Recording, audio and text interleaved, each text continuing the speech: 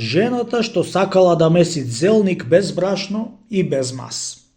Чита Александар Станојков. Една жена си имало едно дете од 7-8 години.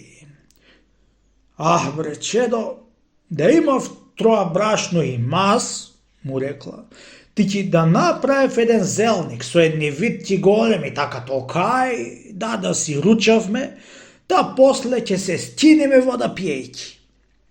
Детето и се пулило на мајка си право в уста, ти ќе му се чинело оти навистина зелник ќе му месела и му рекло: да мори мајко, кога ќе месиш? Ти ќе кога ќе скршнам од виктката, така толкав комот за да си јадам вес ден. Како бидоа да скршиш толкав голем комот, бре, никаквику, бре, ненаситнику, ами помалку се кршит, бре, ненаситнику еден. И му врза една шлаканица по уста силно.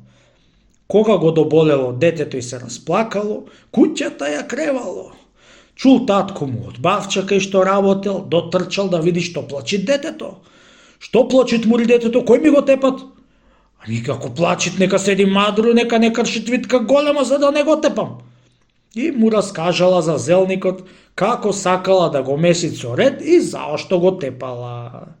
Со лутина тој свикал незе: зашто не ми го оставаш детето, мори да ми јаде витка колку што ми сакат и да ми растит? Сега татка ти ќе си го најдиш, а чекај да видиш магарица една. Кога зеде еден стап, ти ќе ја грабнал жена си да ја тепат. Спискала жената, целото мало го собрала. Море стој човече да видиме што ти стори жената што ја тепаш, му рекле малците. Се разбра и ја остаи.